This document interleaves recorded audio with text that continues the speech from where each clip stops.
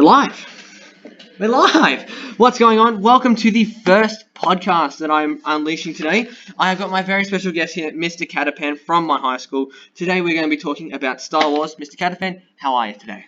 I'm really great, John, and I just want to kick it all off by saying how honoured I am to be the first teacher or guest on your podcast. Yeah. So, as I said, we're going to be talking about Star Wars. Mr. Cattapan is a massive Star Wars fan, celebrates every May the 4th. So, Mr. Cattapan, Star Wars. What is your main draw to about Star Wars? It's a great question, John, and Star Wars to me is more than a TV show.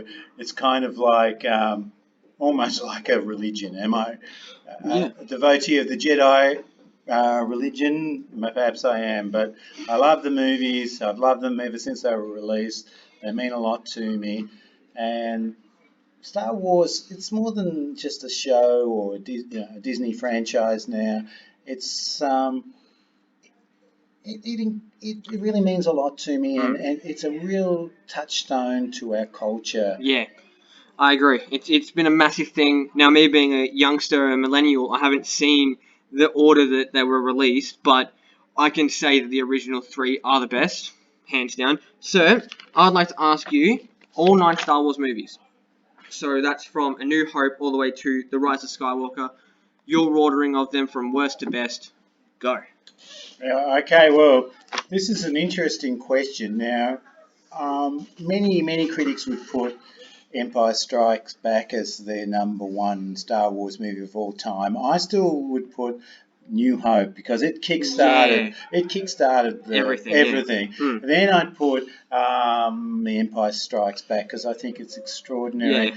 But I'm not a huge fan of Return of the Jedi, Okay. so I'd probably put rather controversially The Force Awakens as #3, or The Last Jedi even, which I'm a massive fan of. Okay, fair enough. And I think it's been, treated harshly. But they're basically The Last Jedi, A New Hope, and then I put in Return of the Jedi. Yep. And the prequels, oh my God, to me, I can hardly rank them. I don't think they should exist, but only snippets of each and every one of them. Wow. So I am a bit harsh when it comes to the prequels. I'm not even sure how I'd rank them. I think the third one, I can't even Revenge of the Sith is probably my favourite. Out of them, fair enough. What about Rise of Skywalker, the newest release? Wow. I was wondering when we were going to get to that, John. Now, can I just say, I have listened to so many podcasts. I've only seen it 2 times. So many people say, it improves on the 4th or 5th viewing. But I just think, how can that be? A movie should grab you at the beginning. Be good from the first start, The first watch should be the one that grabs you. Exactly, John. Now, there's some bits of the new movie that I really liked. I like the end, the very last shot, when Rey says she's a Skywalker. Yeah. I felt that touched into the previous movie's sort of democratic view that anyone could be anything, anything or Jedi. And I love the end in Rian Johnson's movie, which has a little boy who has this mystical power right at the end. I thought that gave it a great dynamic. I felt the new movie it was a bit of a letdown that Rey is a Palpatine. Yeah, Palpatine. And I just felt that sort of restored the old order that you have to be born into some sort of lineage to have the Force in you, which I think that's not my understanding of the Force. Fair enough. I remember watching that movie, and just before I watched it, I went through all the rumor mills on what is Rey? Is she a Obi-Wan Kenobi? Is she a Skywalker? What is she? And no one recommended Palpatine. No one suggested Palpatine. So that happening threw me off a bit. I wasn't ready for it to be Palpatine. Yeah. I would have been happy if it was Kenobi. Can I just say a bit more on that? Yeah, go ahead. The Rise of Skywalker. The one thing that I was really disappointed. I was really looking forward to see Rose Zuko and her relationship with Finn. And sure enough, in the period that had lapsed, maybe they broke up or they didn't get together. But I just felt that was such a great strength, having a character like Rose, almost having this understated relationship with Finn. Yeah. I love Rose's line about we've got to save the ones we love. And I just thought sparks were flying. I love that Rose seemed like an average girl, and I felt, wow, this was is going to give her character something. development. Yeah. She's an Asian American, and she's having a relationship with an African. Or she didn't have a relationship with an African. And I just felt that was really Star Wars and relationships going to a new depth. I agree. However, when I first watched The Last Jedi, I was so ready when Finn was about to destroy the Dreadnought cannon on that salt planet. I was so hoping that he would do it. It would be this massive thing. He'd make that sacrifice. It'd be the end of the saga. I'd be happy for that. No, Rose intercepts. But no, and I just like Rose. She was subject to so much internet sort of vitriol. That was so unfortunate, and that's why I think Star Wars has its fingers on the pulse of what's happening in the culture. Yeah, exactly. And I also like Poe. Poe in The Last Jedi is a bit of a hothead, and two great female characters have to sort of put him in line and teach him what true leadership is all about. But that on a lot of internet chatter was suggesting that it was really not that cool, suggesting that like Poe comes from a Hispanic or Latin American background, that women were telling him off, particularly Admiral. I can't remember her name. Someone, who's played by that Laura Dern. She's incredible. I liked her performance. Yeah. But when I felt Disney had paid and Disney and the director paid too much heed to some of the internet criticism, and a lot of those more interesting human elements were, I don't know, watered down. It was pretty inoffensive. Having said that, there's a lot I like Leia. Leia was I don't know fantastic. how they do that. Leia, the actor who played Leia, Carrie Fisher, she's been gone for so long. She was gone during Last Jedi. Yeah. And they've been able to complete this movie with her and have her in scenes in Rise of Skywalker. I don't know how. That was done extremely well, I have to admit. And when Chewie the character, probably my favourite character in the Star Wars universe. You took my next question already. Come on. And Chewie broke down and cried. I mean, I was genuinely moved. It humanised him to me. And Chewie was a bit criticised for not reacting enough when Hans died in the Force Awakens, even though I thought it was great. He went on the offensive and he sort of made that guttural moan, but I still felt that was one of the great moments. And all the editing with Leia, I have to say, hats off. Hats off indeed. And to be able to give her the send-off of being in the last three, having her actually be a part of those three was impressive. Yeah. Now, you've kind of already answered this, your favourite character being Chewbacca. Yeah. Who would be your least favourite character? Let's just on the Chewbacca. Look, Chewbacca, not everyone realises that he saves the universe, because in A New Hope, if he hadn't have worked on Han Solo would not have returned and had Luke's back in the final moments of the Death Star scene. So he's great, and I just love the fact, because he reminds me of my dog, and apparently he was based on George Lucas's dog. He used to ride around in George Lucas's little car. I think it was a Honda Civic. I can't remember. So he's great. My least favourite character probably is going to be the Snoke, isn't it? Snoke. Snoke, yeah. Snoke. I can't even pronounce his name. Yeah. I was gonna say that. Snoke. He has no background story. We have no idea who he is. We sort of got a bit of a background in the final movie, and we saw he was a clone, and he'd always been a puppet of the Emperor. But I thought he was just inserted there to have another bad guy. Just to have that Emperor figure still be there after Darth and Emperor Palpatine had already been dead. To have still that Emperor apprentice feel to the Star Wars, to try and revamp it as well. For me, my favourite character, I really liked Anakin Skywalker from the original three. He was a bit childish and a bit fun, and I really liked that as a character. And him and Obi-Wan's relationship together through the first two and then in the third were fantastic. And how did you think how did he develop as a romantic lead for Natalie Portman's character? That's probably my least favourite part of Attack of the Clones, that whole romantic thing between Padme and Anakin. Yeah. I knew it was coming, but I really... Did you think his acting rose to the challenge, John? No, not at all. Hayden Christensen, my bad. Yeah. No, I agree. Yeah, so... One thing I liked about the new movie, The Rise of Skywalker, I thought, to give J.J. Abrams credit, it did wrap up those first three movies, which surprised me, and I felt that was an unexpected story arc for me, the viewer, and that was done well. So I'm giving the new movie about 5 or 6 out of 10, and it's growing on me. Yeah, it is. And people say it does grow on you, and I concede it is for me. The way that it rounded out the story, it actually fell perfectly into place with the rest of the Star Wars universe that had existed before then. Yep. Now, we've talked about the first 9 and how they are like a link together. What do you think about the spin-offs? We've had Rogue One and we've had Solo. Okay. I haven't seen Solo yet, and I've seen most of Rogue One. But what were your takes on the spin-off that they've started? A lot of people are Sentinel students, just a reminder that Ra is on now in F1. That's Ra in F1. Thank you.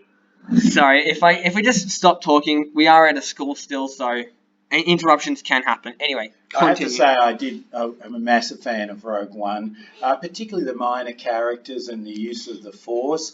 I particularly like the great Australian actor who plays the bad guy. And what's his name again? Yeah. Oh my God! It'll come to me.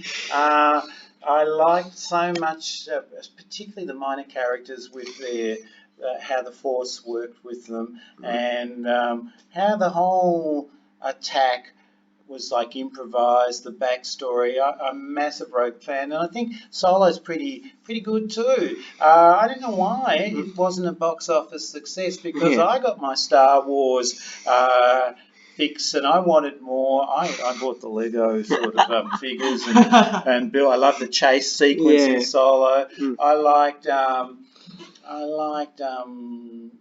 Mother of Dragons being in it, and of course that actor, she's so fantastic. I liked the ending, and everyone died. It was gorgeous. It was moving. Yeah. So both of those movies are terrific additions to the franchise. Yes, I do agree. Without seeing Solo, I see how it would fit in. I do watch a lot of timeline stuff where it tells you how it fits in. But I really like the end of Rogue One, how it perfectly fits into A New Hope with just smooth. It was a smooth transition from before it and then in through to it. As well as spin-offs, TV shows. Do you watch many of the Star Wars TV shows? I have to admit, I think The Mandalorian's a masterpiece. Oh, it's so good. And how good is Baby Yoda? Yeah. I mean, Baby Yoda is like a catchphrase. You say it to any student or to anyone, Baby Yoda, and everyone sort of knows who it is, where you're coming from, too. It's, I haven't seen all of The Mandalorian. Yeah, me neither. I really, really like it. Yeah. I liked Star Wars Rebels a lot. Yeah, the Rebels. I just thought that was good. And some of the tie-in fiction that I've read, I really liked it. And so the Rebels, I just think they're great. I have to express ignorance. I haven't seen the Clone Wars yet, but I do want to. The Clone Wars is probably my favourite. I watched that when I was younger all the time, and I've rewatched it since watching Last Jedi. And Rebels, I've just finished it about a week ago. So, I really do like how it's all fitting in together really well and creating this massive universe similar to the MCU, just not as many films and not as much money coming out of it. Anything else you'd like to add to that? Can I just say, one of the reasons I got into Star Wars was Carrie Fisher. And I want to put a plug in for her recent book, which was published just before, just after her untimely death, and it's called The Princess Diarist.